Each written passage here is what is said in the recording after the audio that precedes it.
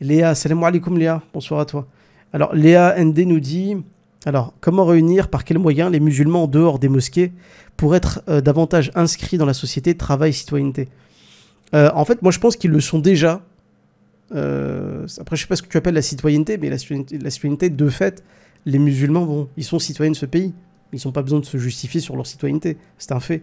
S'il y a des gens qui nient qu'ils sont citoyens de ce pays, c'est leur souci. Mais ce sont des citoyens de ce pays, qu'ils le veuillent ou pas.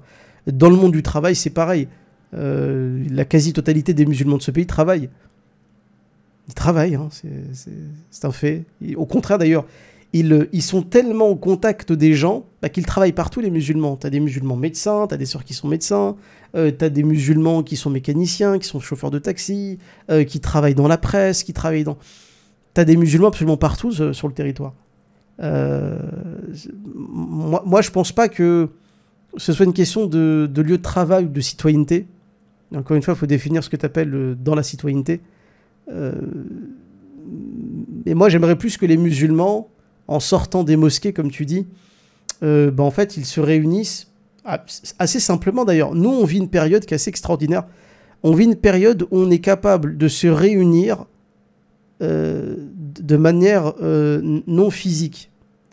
Aujourd'hui, on a des outils aujourd'hui qui nous permettent d'être tous connectés, de tous s'entreconnaître, sans forcément se rencontrer physiquement. D'ailleurs, c'est exactement ce qu'on fait ce soir, soit dit en passant. C'est-à-dire que là, on n'est pas dans une mosquée, on n'est pas dans un masjid, mais n'empêche, grâce à un média et une chaîne YouTube, on est capable de réunir des musulmans, des musulmanes, et pas que d'ailleurs, pour discuter entre nous. Rien que comme ça, là déjà, c'est quelque chose d'énorme. Alors malheureusement, moi je suis une personne qui le fait, il y a peut-être 5-6 musulmans qui le font régulièrement sur Internet, et surtout sur la plateforme YouTube. En réalité, on est assez peu. On est très très peu. On est des millions dans ce pays, mais genre rien que ce genre d'initiative de créer le contact avec des musulmans sur le net, il y en a assez peu qui le font. Et il y a les réseaux sociaux. Les réseaux sociaux, après, c'est que de l'écrit, c'est un peu compliqué. Mais tu as les réseaux sociaux, tu as des gens qui créent des groupes, de réflexion, tu as des gens qui, même sur les réseaux sociaux, essaient de se donner rendez-vous pour aller prendre un café, pour se réunir avec des frères, des sœurs qui se rencontrent, etc. Ça peut être pas mal.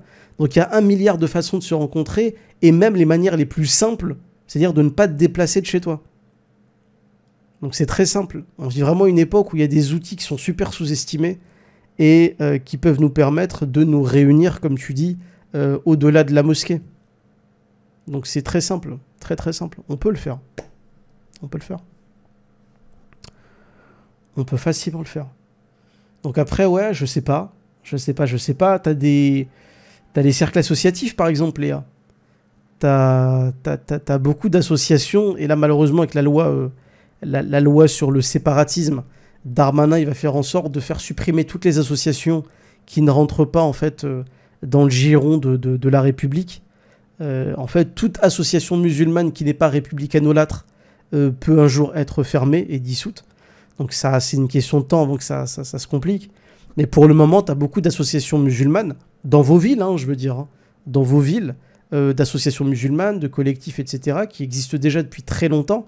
Et rien ne vous empêche d'y aller, de devenir adhérent, de vous rendre utile pour la communauté. Vous sortez de la mosquée et vous participez à quelque chose dans le milieu associatif. Donc il y a plein de façons de se réunir. Et puis encore une fois, encore plus simple, si vous connaissez des frères et des sœurs, voilà, des frères et des sœurs intelligents, qui veulent faire quelque chose, qui veulent œuvrer, qui veulent faire da'wa, etc.